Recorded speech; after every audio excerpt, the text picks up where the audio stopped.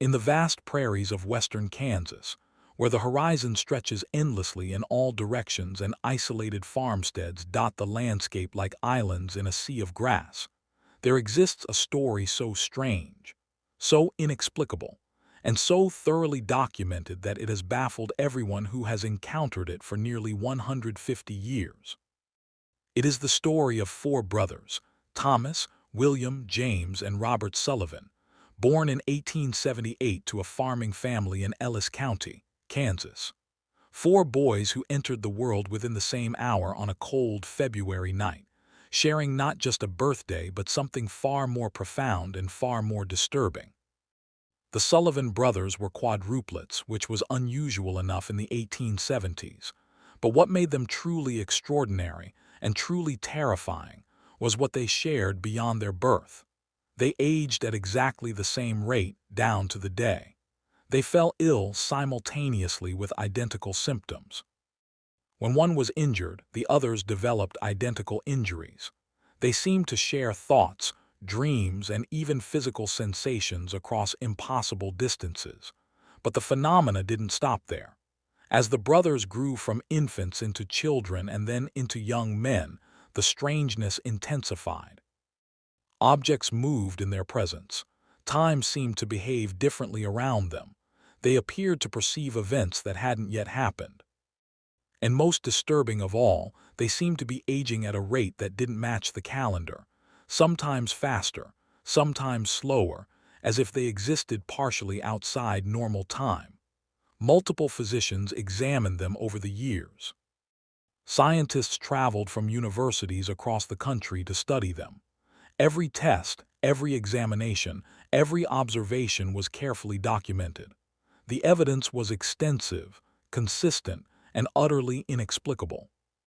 And then in 1902, when the brothers were 24 years old by calendar count but appeared to be in their 40s, they all died. Simultaneously, in four different locations, hundreds of miles apart, all at the exact same moment. This is the story that science refuses to study. Not because the evidence doesn't exist, it does, meticulously documented in medical journals, scientific papers, and hundreds of pages of contemporary accounts. But because the phenomena the Sullivan brothers displayed are so far outside the boundaries of current scientific understanding that engaging with the case seriously would require questioning fundamental assumptions about biology, physics, consciousness, and the nature of time itself. This is the macabre mystery of the four brothers that science refuses to study. Kansas in 1878 was still very much frontier territory. Though Kansas had achieved statehood in 1861, much of the western part of the state was only just being settled by homesteaders drawn by the promise of free land under the Homestead Act. Ellis County, where the Sullivan family settled, was established in 1867. By 1878, it had a population of only a few thousand people scattered across hundreds of square miles of prairie. The county seat, Hays City, was a rough frontier town of wooden buildings, dirt streets, and a reputation for violence left over from its days as a railroad construction camp. Life on the Kansas prairie in 1878 was hard. Settlers lived in dugouts or simple sod houses. They fought drought, grasshopper plagues, prairie fires, harsh winters, and isolation. Medical care was minimal. The nearest doctor might be a day's ride away. Infant mortality was high. Disease could sweep through communities with devastating speed. Into this world, the Sullivan family arrived in 1876. John Sullivan and his wife Mary had come from Ohio, seeking the opportunity that free land represented. John was a farmer and part-time carpenter. Mary was skilled in textile work and had some knowledge of herbal medicine. They claimed 160 acres of prairie land about 15 miles from Hays City and set about building a life. Their first 2 years in Kansas were typical of homesteader experiences: hard work, modest success, the slow accumulation of livestock and improvements to the land. Mary became pregnant in 1877, her first pregnancy. Neither she nor John had any reason to expect that this pregnancy would be anything other than normal. But from early on, the pregnancy was unusual. Mary grew far larger than seemed normal for a single baby. She experienced severe and constant discomfort. Movement inside her womb was frequent and vigorous. The nearest doctor, Dr. Samuel Harrison in Hayes City, examined Mary in the fall of 1877. He immediately suspected multiple births, twins at least, possibly triplets. This was concerning given the limited medical facilities available on the frontier. Multiple births were risky even with good medical care, and Hayes City was far from having good medical care. Dr. Harrison recommended that Mary should come to Hayes City when she was close to delivering, so she would be near whatever medical assistance could be provided. John and Mary agreed, and in early February 1878, Mary moved to a boarding house in Hayes City to await the birth. On February 14, 1878, Valentine's Day, a detail that would later be remarked upon as symbolically significant, Mary went into labor. Dr. Harrison was summoned, along with two experienced midwives from the town. The delivery was long and difficult. The first baby, a boy they would name Thomas, was born around 8:00 p.m. The medical team had expected twins, so when a second boy arrived about 15 minutes later, they were prepared. They named him William, but then a third baby began to emerge. James was born around 8:35 p.m. The medical team was shocked. Triplets were extremely rare and often did not survive. And then came the fourth. Robert arrived at approximately 8:50 p.m. 4 boys, all alive, all breathing and crying, all apparently healthy despite being somewhat small. Dr. Harrison's notes from that night, which survive in the archives of the Kansas State Historical Society, capture his amazement. Delivered Mrs. Mary Sullivan of 4 male infants this night. All boys, all living, all vigorous despite small size. Have never witnessed quadruplet birth and have read of only handful of cases in medical literature. Extraordinary occurrence. Prognosis uncertain. Multiple births often result in weakness or death of some or all infants. Will monitor closely. The news of quadruplets spread quickly through Hayes City and then throughout Ellis County and beyond. Quadruplet births were extraordinarily rare, so rare that many people had never heard of such a thing. The Sullivan quadruplets became instant celebrities in the region. But the initial celebration would soon give way to something else, as the brothers began to display characteristics that went far beyond typical multiple birth closeness. For the first few weeks of their lives, the Sullivan brothers seemed to be normal babies, aside from the extraordinary fact of there being 4 of them. They were small, as was common with multiple births, but they were healthy and nursing well. Mary Sullivan, despite the shock and exhaustion of delivering 4 babies, recovered reasonably well. Dr. Harrison visited regularly during those first weeks, checking on the baby's progress. His notes document normal infant development. The boys were gaining weight, responding to stimuli appropriately, showing no signs of serious health problems. But around the time the babies were 4 weeks old, the first unusual observation was made. One of the midwives who had assisted with the delivery, a woman named Martha Green, noticed something odd while helping Mary care for the infants. All 4 babies cried at exactly the same time. Not approximately the same time, exactly the same instant. They would be quiet, then all 4 would begin crying simultaneously, as if responding to a single shared signal, and they would stop crying at the same instant as well. Martha mentioned this to Dr. Harrison, who initially dismissed it as coincidence or perhaps as the babies responding to each other's cries, but he began paying closer attention during his visits. His notes from March 15, 1878 record observed unusual synchronization in the quadruplets' behavior. All 4 infants appeared to sleep wake and cry in perfect unison. When one wakes and begins to fuss, all four wake and fuss. When one settles, all settle. This goes beyond normal infant response to environmental stimuli. Worth continued observation. As the weeks passed, the synchronization became more pronounced.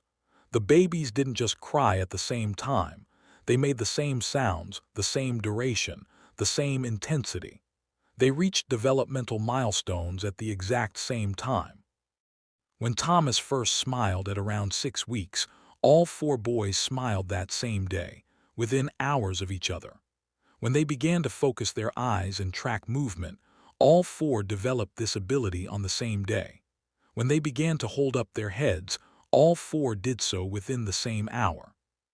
This perfect developmental synchronization was unusual even for identical twins, who often show remarkable similarities but rarely develop in exactly perfect lockstep. For quadruplets, who would likely not all be genetically identical, this degree of synchronization seemed impossible. But it was the incident when the boys were 3 months old that first made it clear that something far stranger than simple synchronization was occurring.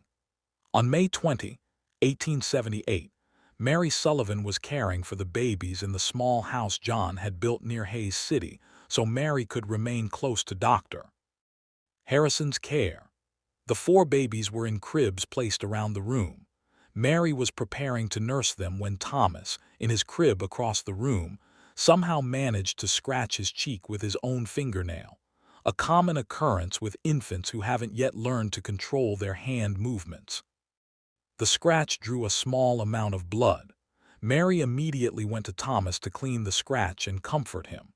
But as she reached Thomas's crib, she heard the other 3 babies begin crying simultaneously.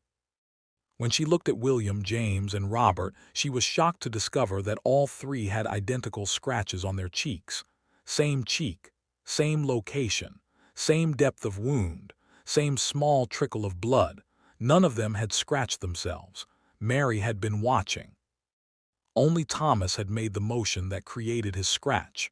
Yet all 4 boys had identical injuries. Mary immediately sent for Dr. Harrison. When he arrived and examined all 4 babies, he confirmed what Mary had seen. The scratches were identical in location, angle, and depth. He could offer no explanation for how 3 babies could develop injuries identical to one who had injured himself, when those 3 babies hadn't made any motion that could have caused the scratches. Dr. Harrison documented this incident carefully. He was a man of science, trained in rational explanation and observation, but he was confronting something that had no rational explanation within the medical knowledge of his era. His notes from that day reflect his confusion. Examined all 4 Sullivan infants.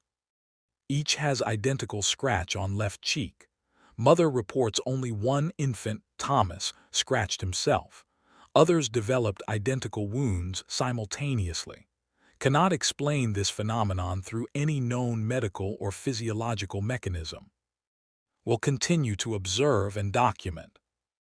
This incident was the first clear indication that the Sullivan brothers shared more than just genetics and synchronized development. They seemed to share physical sensation and injury in ways that transcended space and individual bodies. As the Sullivan brothers grew from infants into toddlers, the phenomena surrounding them intensified and diversified. By the time they were 2 years old, the synchronization of their development had become so precise that John and Mary Sullivan could predict with certainty when all 4 boys would reach any given milestone. When one brother learned to walk, all 4 learned within the same hour. When one spoke his first word, all 4 spoke the same word at nearly the same moment. When one was sick, all 4 developed identical symptoms simultaneously. Dr. Harrison continued to document these occurrences meticulously. He published a brief paper in a regional medical journal in 1880 describing the case, carefully worded to avoid sounding too sensational, but noting the extraordinary degree of synchronization. The paper attracted attention from other physicians and scientists. Several requested permission to examine the brothers. John and Mary Sullivan, simple farmers who found themselves at the center of unwanted attention, were initially reluctant, but Dr. Harrison convinced them that allowing scientific examination might help understand what was happening to their sons. In the summer of 1881, when the boys were 3 years old, two physicians from the University of Kansas traveled to Ellis County to examine them. Dr. Robert Matthews and Dr. Charles Werner spent 2 weeks observing and testing the boys. Their findings, published in the Journal of Medical Anomalies in 1882, documented several remarkable phenomena. Perfect developmental synchronization. All 4 boys had reached identical developmental stages in all measurable categories: height, weight, motor skills, language development, cognitive abilities. The measurements were not just similar but identical within the margin of measurement error. Shared physical response. When one boy was exposed to a stimulus, a loud noise, a bright light, a sudden touch, all 4 boys showed identical physiological responses: increased heart rate, pupil dilation, startle reflex, even when the other 3 were in a different room and couldn't see or hear the stimulus.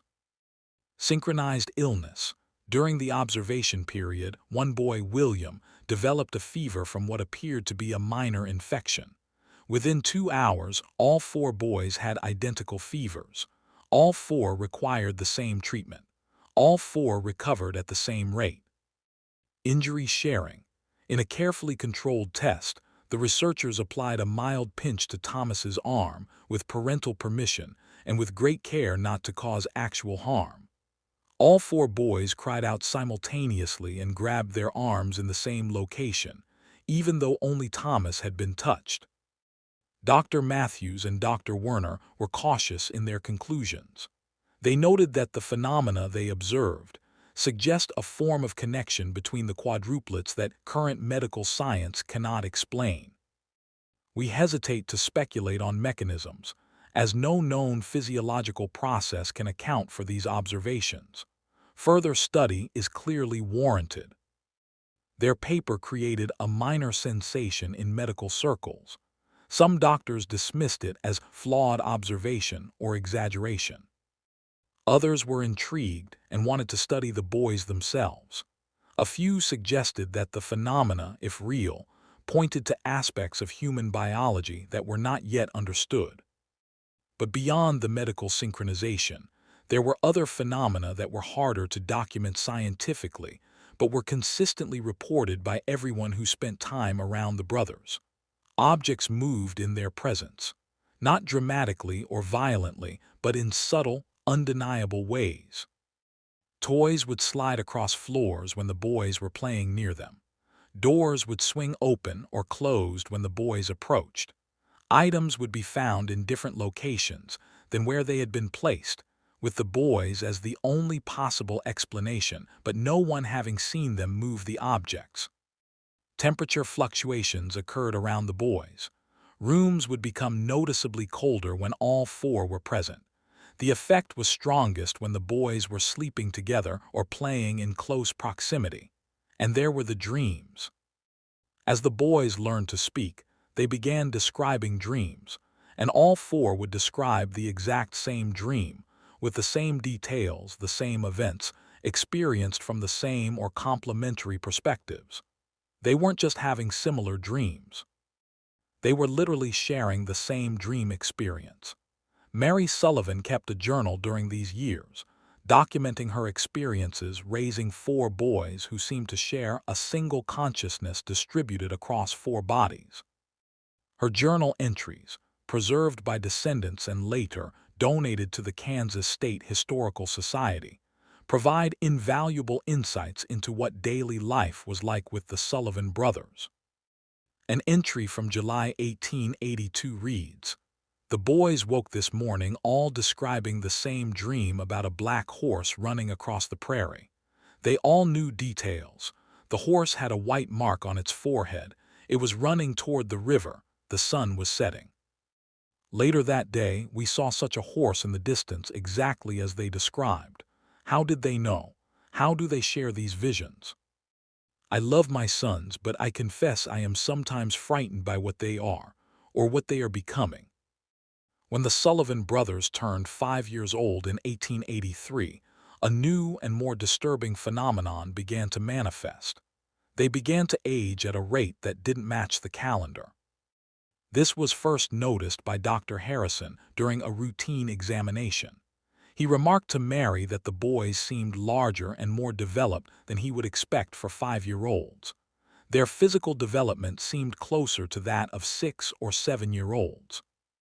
At first, this was attributed to measurement error or perhaps to good nutrition and health.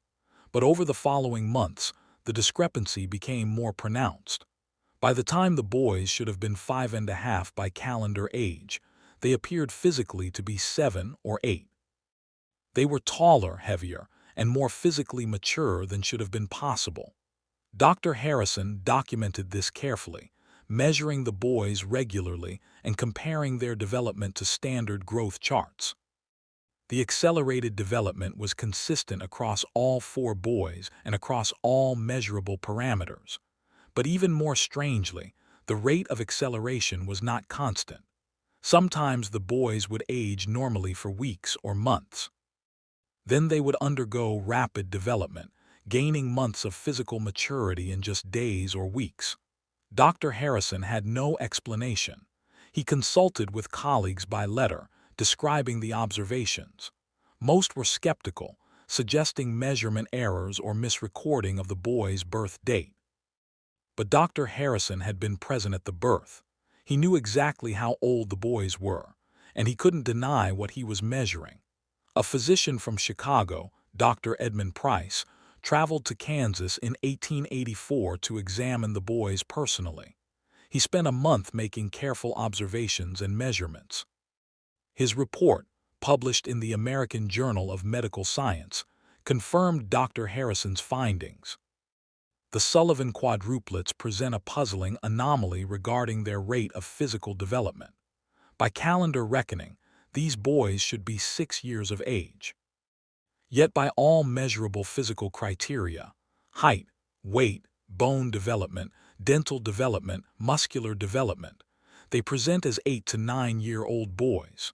This discrepancy cannot be explained by measurement error or by unusually robust health. The boys are developing at a rate approximately 50% faster than normal, and this rate itself appears to be variable rather than constant. Dr. Price attempted to find a physiological explanation. He examined the boys' glandular functions, looking for signs of hormonal abnormalities that might explain accelerated growth. He found nothing unusual.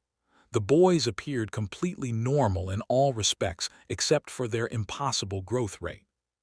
He concluded, "I can offer no explanation for these observations that is consistent with current medical knowledge.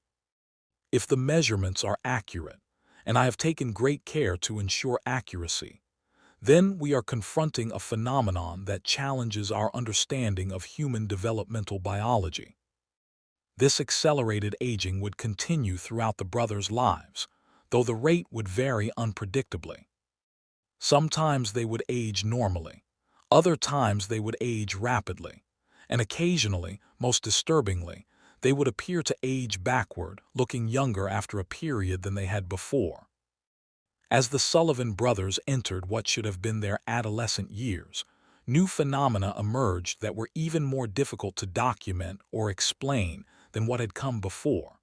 The brothers began to demonstrate what could only be described as precognitive abilities. They would know things before they happened, not vague intuitions but specific, detailed knowledge of future events. An incident from 1888 when the boys were 10 years old, but appeared physically to be 13 or 14, illustrates this. The boys told their parents one morning that a storm was coming that afternoon, a severe storm with hail that would damage the crops. The sky was clear. There was no sign of approaching weather. John Sullivan dismissed his son's warning. But Mary, who had learned over the years to take the boys' strange pronouncements seriously, insisted that John help her secure what they could and move livestock to shelter. That afternoon, exactly as the boys had predicted, a severe hailstorm struck. It was a localized storm that hit their property particularly hard. Crops were damaged, but because of the preparation Mary had insisted on, the damage was less severe than it might have been. The boys described the storm before it happened with perfect accuracy. The timing, the intensity, the fact that it would be localized to their area. They said they had seen it happening, though it hadn't happened yet. This precognitive ability became more common as the years passed. The boys would predict visitors arriving, accidents before they occurred, illnesses before symptoms appeared. Their accuracy was remarkable and consistent. Scientists who studied the brothers attempted to test these abilities in controlled settings. Dr. Harrison, working with visiting researchers, would show one brother a card from a deck, ask him to concentrate on it, and then ask the other brothers in separate rooms what card their brother had seen. The success rate was far above statistical chance, not perfect, but consistent enough to suggest genuine information transfer. But the precognitive abilities were different. The brothers weren't receiving information from each other about the present. They were receiving information about the future from somewhere. The mechanism was completely mysterious. In 1890, a physicist from the Massachusetts Institute of Technology, Professor Henry Caldwell, came to Kansas specifically to study the Sullivan brothers. He was particularly interested in reports that time seemed to behave differently around them. The accelerated aging, the precognitive abilities, and reports that clocks sometimes ran at different rates when in the brothers' presence. Professor Caldwell spent 6 weeks conducting careful observations and experiments. He brought precision chronometers and other timing devices. What he observed shook his confidence in his understanding of time and physics. When all 4 brothers were in the same room, clocks did run at measurably different rates than they did when the brothers were separated. The effect was small, minutes over hours, but it was consistent and reproducible. When the brothers were together, time itself seemed to move differently around them. Professor Caldwell's notes reveal his struggle to make sense of this. I have observed phenomena that should not be possible according to our understanding of time and causality. Multiple chronometers, carefully synchronized, diverge in their measurements when placed in proximity to all 4 Sullivan brothers simultaneously. The effect is small but measurable and consistent. I can offer no theoretical framework to explain this. If my observations are correct, these boys are somehow interacting with time in ways that our physics does not account for. He published a cautious paper about his findings in a physics journal, but it was largely ignored or dismissed by the scientific community. The idea that human beings could affect the rate at which time passes was simply too far outside accepted physics to be taken seriously. By the mid-1890s, the Sullivan brothers had become something of a sensation, at least within scientific and medical circles. They had been examined by dozens of physicians and scientists. Hundreds of pages of documentation existed. Multiple papers had been published in peer-reviewed journals. Yet despite all this attention and documentation, no consensus emerged about what explained the brothers' extraordinary characteristics. Theories ranged from the carefully scientific to the wildly speculative. Biological connection. Some researchers suggested the brothers had retained an unusual degree of biological connection from their shared time in the womb. Perhaps their nervous systems had developed in an interlinked way that persisted after birth. But this couldn't explain the precognition or the time effects. Psychological synchronization. Some psychologists suggested the phenomena were primarily psychological, that the brothers had developed such perfect synchronization of thought and behavior that they mimicked each other unconsciously, creating the illusion of shared sensation. But this couldn't explain the documented cases of identical injuries appearing simultaneously on brothers who were separated. Quantum entanglement. A few theoretical physicists, aware of emerging ideas about quantum mechanics, speculated that the brothers might be entangled at a quantum level in ways that allowed information to transfer between them instantaneously. But quantum entanglement at the scale of human bodies was, and remains, far beyond what physics can explain. Temporal anomaly. Professor Caldwell and a few others suggested the brothers existed partially outside normal time, which would explain both the precognition and the variable aging rate. But no mechanism for how this could occur was proposed. Supernatural explanation. Some observers, particularly those with religious backgrounds, suggested the brothers were touched by forces beyond natural science, either divine or demonic, depending on one's perspective. Scientific researchers generally rejected these explanations, but couldn't offer better alternatives. The lack of consensus frustrated everyone involved. Here was a phenomenon that was extensively documented, observed by credible witnesses, measured with scientific instruments and published in reputable journals. Yet it remained completely unexplained. Some scientists began to avoid the case. It was too strange, too far outside normal science.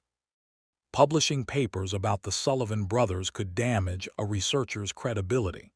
The case became something of a scientific embarrassment, acknowledged to exist but difficult to take seriously without risking one's reputation. The Sullivan family, meanwhile, was struggling with the burden of raising 4 extraordinary children. The boys were now physically approaching young adulthood, though by calendar they were only in their mid-teens. They were isolated, local children were afraid of them, and adults were uncomfortable around them. John Sullivan had tried to maintain a normal farming life, but the constant stream of visiting researchers, curious observers, and sensation seekers made that impossible. The family had some income from allowing scientific studies, but it came at the cost of privacy and normalcy. Mary Sullivan's journal entries from this period reveal increasing strain. The boys are good children, kind to each other and to us, but they know they are different. They know people fear them. They have never had true friends outside each other. What kind of life can they have? What future awaits them? I pray for them constantly, but I don't know if my prayers are heard or answered. In 1898, when the Sullivan brothers were 20 years old by calendar, but appeared to be in their late 30s or early 40s, the pattern of their aging began to change again.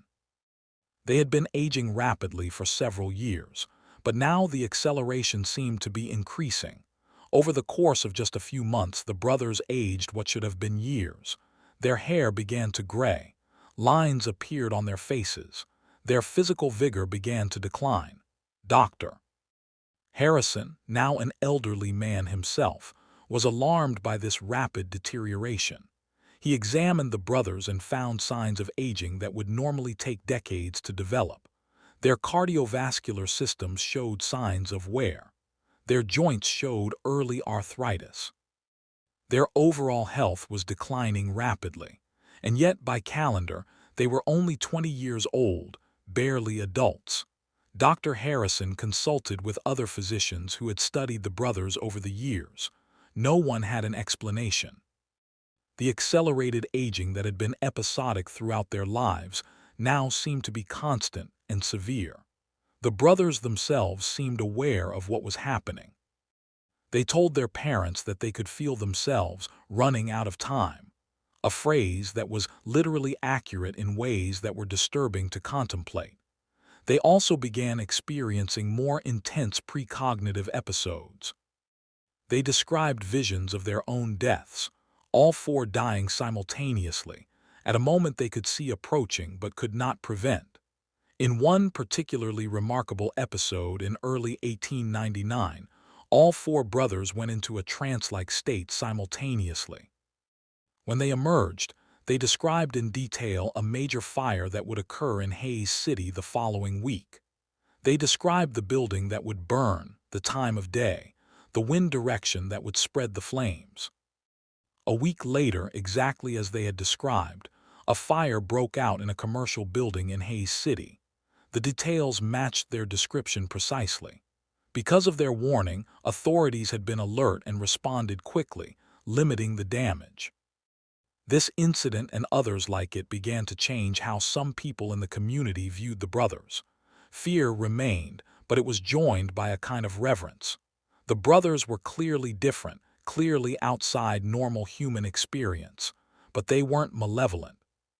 They were, if anything, helpful when they could be. The brothers themselves seemed to be preparing for something. They spent increasing amounts of time together, often sitting in silence, apparently communicating without words. They gave away most of their possessions. They spoke often about death, not fearfully but with a kind of calm acceptance. Mary Sullivan, watching her sons decline rapidly despite their youth, was heartbroken. Her journal entries from 1919-01 are filled with grief and confusion. "My boys are dying. Not from disease, not from injury, but from time itself. They are being consumed by something I cannot see or understand. They speak of it as if it is natural, as if they have always known this would come.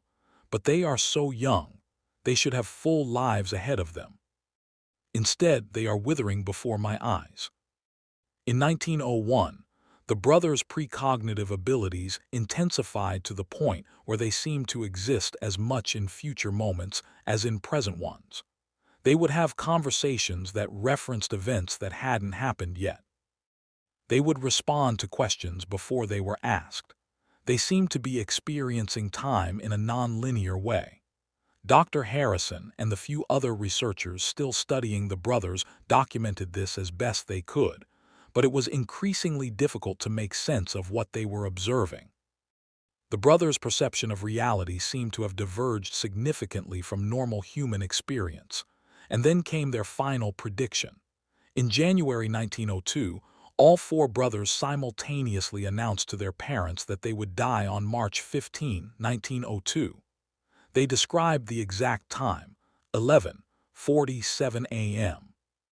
They said they would not all be in the same place when it happened, but they would all die at that exact moment. They said this calmly, matter-of-factly, as if discussing the weather. They showed no fear, no distress. They said they had seen this moment coming for years and had accepted it. John and Mary Sullivan were devastated. They begged their sons to explain, to tell them if there was anything that could be done. The brothers said there was nothing to be done. This was simply what would happen. They had seen it countless times in their visions. It was certain. The brothers spent their final weeks settling their affairs. They wrote letters to the researchers who had studied them over the years, thanking them for their patience and interest. They gave detailed final interviews to Dr. Harrison, describing their experiences as fully as they could. In these final interviews, the brothers described what it had been like to live as they had lived, sharing consciousness across four bodies, experiencing time non-linearly, aging at impossible rates, being constantly studied and feared. They said they had never felt like four separate people. They had always been one consciousness experiencing reality through four perspectives. When one saw something, all saw it. When one felt something, all felt it. They had never known what it was like to be alone because they never had been alone. There were always the others, always the shared awareness. They said the accelerated aging had begun to affect them more severely in recent years, because they were burning through time faster. They didn't fully understand the mechanism themselves, but they knew it was related to their unusual relationship with time and causality. They said they were not afraid of death because they had seen beyond it. They had experienced moments of their deaths countless times in their visions. They knew what waited, and they said that science's refusal to study them seriously in their final years had been a disappointment. They had so much they could have taught, so much that could have been learned, but the phenomena they represented were too far outside scientific frameworks for most researchers to take seriously. "We are proof that reality is stranger than current science acknowledges," Thomas said in one of the final interviews. "But proof is only useful if people are willing to look at it. Most prefer comfortable certainties to uncomfortable mysteries." As March 15, 1902, approached, the Sullivan brothers prepared to demonstrate their final prediction. They had planned to be in different locations to make the simultaneity of their deaths undeniable. Thomas would be at the family farm with their parents. William would be in Hayes City with Dr. Harrison.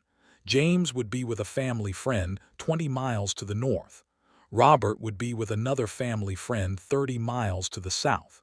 Each location had witnesses with synchronized pocket watches.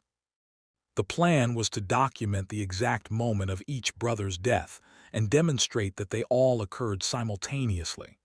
On the morning of March 15, the brothers said their goodbyes to each other and to their parents. Mary Sullivan was inconsolable. John was stoic but clearly suffering.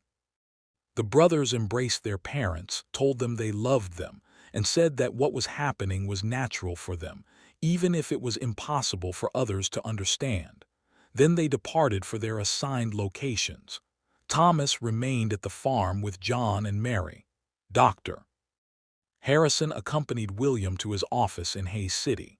James traveled north with a neighbor family named the Hendersons. Robert traveled south with another neighbor family named the Millers. All participants had been instructed to note the exact time of death if it occurred as predicted. At 11:30 a.m., the brothers in all 4 locations became quiet and still. They sat or lay down in comfortable positions. They closed their eyes. Witnesses described them as looking peaceful, as if falling asleep. At approximately 11:45 a.m., witnesses at all 4 locations noted that the brothers began breathing more slowly, more shallowly. And then at 11:47 a.m., exactly as predicted, all 4 brothers stopped breathing. Their hearts stopped. They were gone. Thomas at the farm. William in Dr. Harrison's office in Hayes City. James at the Henderson farm 20 miles north. Robert at the Miller farm 30 miles south, all dead at the exact same moment. The pocket watches were compared afterward. The times of death, as recorded by witnesses at all 4 locations, varied by no more than a few seconds, well within the margin of error for manual pocket watches of that era. Dr. Harrison examined William's body immediately and confirmed death. The other brothers were examined by local physicians or experienced community members. All were pronounced dead. The bodies were brought together and examined by Dr. Harrison and 2 other physicians. They found no obvious cause of death. The brothers had simply stopped. Their hearts had ceased beating. Their breathing had stopped. Life had left them all at the same moment with no apparent physical cause. Autopsies were performed with the family's reluctant permission. The examinations revealed bodies that showed signs of advanced aging, cardiovascular wear, joint deterioration, organ aging, consistent with men in their 50s or 60s, not with men who were 24 years old. But there was no disease, no injury, no poison, no physical cause of death that could be identified.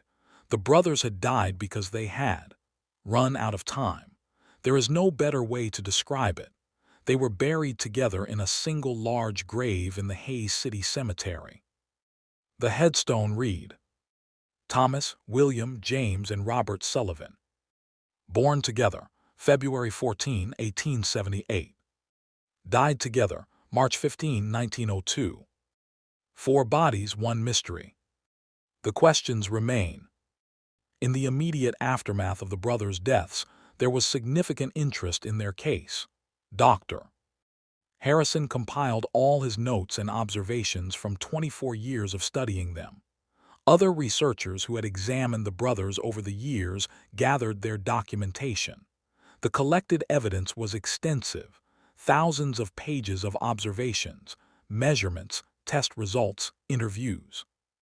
Multiple physicians had examined the brothers. Multiple scientists from various disciplines had studied them. The phenomena were well documented by credible witnesses. Dr. Harrison submitted a comprehensive report to several major medical journals, hoping to ensure the case received serious scientific attention. He titled it The Sullivan Quadruplets, a 24-year study of unexplained phenomena. The response was disappointing. Most journals rejected the paper outright, saying it was too far outside the scope of normal medical science. A few published brief mentions or summaries, but with heavy editorial caveats expressing skepticism. The scientific community, by and large, did not want to engage seriously with the Sullivan brothers' case. It was too strange, too far outside established frameworks. Acknowledging the documented phenomena would require questioning fundamental assumptions about biology, physics, consciousness, and time. It was easier to dismiss the case as flawed observation, as exaggeration, as somehow mistaken, despite the extensive documentation and the credibility of many of the witnesses. Professor Caldwell, the physicist who had studied the brothers and documented temporal anomalies in their presence, tried to interest other physicists in the case. He argued that the brothers' existence suggested that time was more complex and malleable than current physics acknowledged. But his colleagues were uninterested. Physics in the early 1900s was undergoing revolutionary changes with the development of relativity and quantum mechanics. These new theories were strange enough. Adding claims about quadruplets who aged at variable rates and caused clocks to run differently seemed like a distraction, or worse, like pseudoscience. Within a few years, interest in the Sullivan case faded. It became a historical curiosity, occasionally mentioned in discussions of medical anomaly. Wise but not taken seriously by mainstream science, the documentation was filed away in archives. The researchers who had studied the brothers moved on to other work or passed away. The case faded from memory. For most of the 20th century, the Sullivan brothers case existed primarily in obscure medical and scientific archives. A few researchers would occasionally stumble upon references to it and be intrigued, but the lack of living subjects to study and the difficulty of verifying century-old observations meant that serious investigation was rare. In the 1960s and 1970s, a few parapsychology researchers became interested in the case as a potential example of psychic phenomena, telepathy, precognition, psychokinesis. They compiled the historical documentation and attempted to analyze it through the lens of parapsychological research. But mainstream science remained uninterested. Parapsychology itself was, and remains, a controversial field, often dismissed by mainstream scientists as pseudoscience. Association with parapsychology research further marginalized the Sullivan case. In the 1990s, with the development of more sophisticated understanding of genetics and developmental biology, a few medical researchers looked at the Sullivan case with fresh eyes. The perfect synchronization of development across quadruplets seemed impossible, even with modern understanding of genetics and developmental biology. A team from Johns Hopkins University attempted to locate any surviving biological samples from the brothers, hair, tissue, anything that might allow genetic analysis. They found nothing. The bodies had been buried over 90 years earlier, and exhumation was not possible. The family plot had been disturbed and relocated during cemetery reorganization in the 1950s, and the exact location of the remains was uncertain. They did locate Dr. Harrison's extensive notes in the Kansas State Historical Society archives. They reviewed the documentation carefully. Their conclusion, published in a minor medical journal in 1998, acknowledged that the documented phenomena, if accurately reported, remained unexplained by current medical science. But they added significant caveats. They suggested that the observations might have been flawed, that the measurements might have been inaccurate, that the witnesses might have been subject to suggestion or bias. They couldn't directly accuse Dr. Harrison and the other researchers of fraud or incompetence, but they strongly implied that something must have been wrong with the observations, because the reported phenomena were impossible. This response, acknowledging the documentation while finding reasons to discount it, has been typical of how mainstream science has dealt with the Sullivan case for over a century. In recent decades, several factors have led to renewed interest in the Sullivan brothers' case, though mainstream science continues to keep its distance. Quantum biology. The emerging field of quantum biology has demonstrated that quantum effects can operate in biological systems in ways previously thought impossible. This has led some researchers to wonder whether the Sullivan brothers might have represented some form of quantum entanglement at a biological scale. However, this remains highly speculative, and no mechanism has been proposed that could explain the full range of observed phenomena. Consciousness studies. Modern consciousness research has revealed that our understanding of consciousness is far more limited than previously thought. Some consciousness researchers have looked at the Sullivan case as a potential example of distributed or shared consciousness. But again, no clear theoretical framework exists to explain how this could work. Time physics. Theoretical physics has revealed that time is far stranger and more complex than common sense suggests. Concepts like time dilation, closed time-like curves, and retrocausality are now taken seriously in physics. This has made some physicists more open to considering whether the temporal anomalies reported in the Sullivan case might represent real phenomena, even if we don't understand the mechanisms. Historical analysis. Historians of science have become interested in the Sullivan case as an example of how science deals with anomalies that don't fit paradigms. The case is well documented, studied by credible researchers, and yet has been effectively ignored for over a century. This raises questions about what kinds of evidence science is willing to engage with and what kinds it dismisses. In 2015, a documentary filmmaker attempted to create a comprehensive film about the Sullivan brothers. She interviewed historians, archived researchers, and descendants of people who had known the family. She compiled all available documentation. The resulting documentary was well made and thoughtfully presented, but it struggled to find distribution. Television networks weren't interested. Streaming platforms passed. The subject matter was too strange, too far from mainstream science, too likely to attract criticism. The documentary was eventually released independently and has been seen by a small audience of people interested in unexplained phenomena. It presents the case fairly, acknowledging both the extensive documentation and the lack of scientific explanation. In 2019, a science journalist named Sarah Morrison attempted to write a comprehensive book about the Sullivan brothers. She spent 2 years researching, reviewing all available archives, interviewing experts in various fields, and attempting to get mainstream scientists to engage with the case. Her experience was frustrating. Most scientists she contacted refused to discuss the case.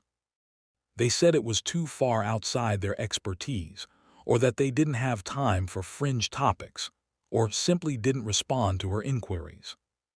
The few who did engage typically took one of two positions.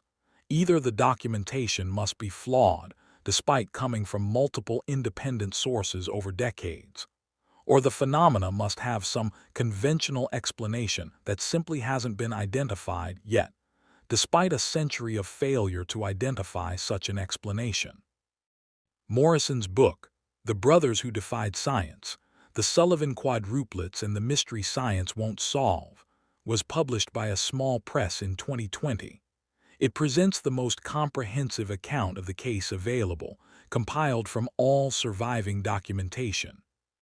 The book received positive reviews from readers interested in unexplained phenomena and from some historians of science, but it was largely ignored by mainstream media and by the scientific establishment. Why does science refuse to study the Sullivan brothers seriously? This question has puzzled researchers who have engaged with the case. The documentation is extensive. The witnesses were credible. The phenomena were observed repeatedly over decades by multiple independent researchers. If the case involved any other subject matter, this level of documentation would be considered strong evidence. Yet mainstream science has consistently avoided serious engagement with the case for over 120 years. Several explanations have been proposed. Paradigm protection. Thomas Kuhn's work on scientific revolutions showed that scientific paradigms resist anomalies that don't fit their frameworks. The Sullivan brothers represented multiple anomalies, biological, physical, temporal, that didn't fit any existing paradigm. Engaging with the case seriously would require questioning fundamental assumptions, which scientific communities resist. Reputation management. Scientists who study fringe topics risk their professional reputations. Funding becomes harder to get. Publications become harder to achieve. Colleagues become skeptical. The professional costs of engaging with cases like the Sullivan brothers are high, and the potential benefits are uncertain. Methodological limitations. Science works best with phenomena that are repeatable, controllable, and measurable. The Sullivan brothers were unique individuals whose phenomena couldn't be reproduced in laboratory conditions. Once they died, the phenomena died with them. This makes scientific study difficult, though not impossible. Cognitive dissonance. When evidence conflicts with deeply held beliefs about how reality works, people often reject or dismiss the evidence rather than revising their beliefs. For scientists trained in materialist frameworks where consciousness is epiphenomenal, time is linear, and biological systems operate according to known principles, the Sullivan brothers' phenomena create cognitive dissonance that is easier to avoid than to confront. Lack of theoretical framework. Science progresses by developing theories that explain observations, but the Sullivan brothers' phenomena don't fit any existing theoretical framework in biology, physics, or consciousness studies. Without a theory to work with, scientists don't know how to approach the case productively. All of these factors likely contribute to science's continued avoidance of the Sullivan brothers' case. The result is that one of the most extensively documented cases of unexplained phenomena in American history remains largely unstudied and largely unknown. What can we learn from the Sullivan brothers' case, even if we can't fully explain it? First, documentation matters. Dr. Harrison and the other researchers who studied the brothers created an extensive record. Because of their careful documentation, we can still engage with this case over a century later. The existence of this documentation prevents the case from being completely forgotten or dismissed as folklore. Second, anomalies challenge paradigms. The Sullivan brothers represented phenomena that didn't fit existing scientific frameworks. The scientific response, to largely ignore the case rather than revise frameworks, illustrates how paradigms protect themselves. But it also suggests that there are aspects of reality that current science doesn't adequately describe. Third, consciousness remains deeply mysterious. The brothers' apparent ability to share consciousness across 4 bodies, to experience each other's sensations and thoughts, challenges materialist theories of consciousness. If consciousness can be distributed across multiple bodies, then it's not simply a product of individual brain activity. The Sullivan brothers may have been pointing to aspects of consciousness that we still don't understand.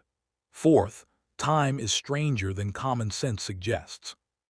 The brothers' variable aging rate, their precognitive abilities, and the measured effects on clocks in their presence all suggest that time is more complex and malleable than everyday experience indicates. Modern physics has confirmed that time is indeed strange. It's relative. It can dilate. It may not be as fundamental as we think. The Sullivan brothers may have been living examples of temporal complexity that physics is only now beginning to acknowledge theoretically. Fifth, science has blind spots. The continued refusal to seriously engage with the Sullivan case reveals that science has boundaries, not just boundaries of what it knows, but boundaries of what it's willing to seriously investigate. Phenomena that fall outside these boundaries, no matter how well documented, tend to be dismissed or ignored. Sixth, human beings may have capacities we don't recognize. The Sullivan brothers were human beings, born naturally, raised in normal, if unusual circumstances, living in an ordinary Kansas farm community. If they could share consciousness, perceive future events, and interact with time in unusual ways, perhaps these capacities exist latently in all humans but are rarely activated or recognized. Closing reflection. In a cemetery in Hays City, Kansas, there is a large gravestone marking the burial place of 4 brothers who died together at the age of 24, though their bodies showed the wear of men twice that age. Few people visit the grave today. Most residents of modern Hays City have never heard of the Sullivan brothers. The case that once attracted scientists from across the country is now largely forgotten, but the documentation remains. In archives throughout Kansas and in university libraries across the country, thousands of pages of careful observations, measurements, and analyses preserve the story of 4 boys who seem to exist partially outside the normal rules of biology, physics, and time. Thomas, William, James, and Robert Sullivan were real people. They were born to ordinary parents in an ordinary farming community. They grew up in the Kansas prairie, living lives that were simultaneously mundane, helping with farm work, playing together, experiencing the normal rhythms of rural life, and extraordinary sharing consciousness, experiencing time nonlinearly, aging at impossible rates. They were studied by dozens of researchers over their 24-year lives. The phenomena they displayed were documented extensively by credible witnesses using the best scientific methods available at the time. Yet over a century after their deaths, mainstream science still refuses to seriously engage with their case. The phenomena they represented remain unexplained. The questions they raised remain unanswered. This is not because the evidence is lacking. It's because the evidence points to conclusions that science is not yet ready to accept. The Sullivan brothers lived at the boundaries of what we consider possible. Their existence challenged fundamental assumptions about individuality, consciousness, biology, and time. And rather than revise our assumptions to accommodate their reality, we have chosen to ignore them. But ignorance doesn't make anomalies disappear. It just means we miss opportunities to learn. Somewhere in the archives, Dr. Harrison's careful observations still wait to be taken seriously. The brothers' descriptions of their experiences still wait to be fully analyzed. The measurements of temporal effects still wait to be incorporated into theories of time and causality. The Sullivan brothers were called a macabre mystery, and mystery they remain. But they are also a reminder that reality is larger and stranger than our current frameworks acknowledge, and that the boundaries of the possible are not as fixed as we might like to believe. 4 brothers, 1 consciousness, a mystery that science refuses to study. The questions remain. The evidence remains, and the refusal to engage remains. Perhaps someday, when paradigms shift and new frameworks emerge, science will be ready to seriously grapple with what the Sullivan brothers represented. Until then, they remain what they have been for over a century, extensively documented, carefully studied, and yet fundamentally unexplained. The macabre mystery of the 4 brothers that science refuses to study. Author's note: this documentary script about the Sullivan quadruplets, represents a narrative constructed around the historical possibility of unexplained phenomena occurring during the frontier era, when documentation was less rigorous and scientific understanding was more limited. While the story is presented as historical, readers should be aware that the specific case of the Sullivan brothers as described here is a constructed narrative exploring themes of how science deals with anomalies that don't fit paradigms, the nature of consciousness and identity, the strangeness of time and causality, the limits of current scientific frameworks, the relationship between documentation and belief. The narrative style mirrors historical documentaries about real unexplained phenomena, but this particular case is a thought experiment about what might happen if truly anomalous phenomena were encountered and documented.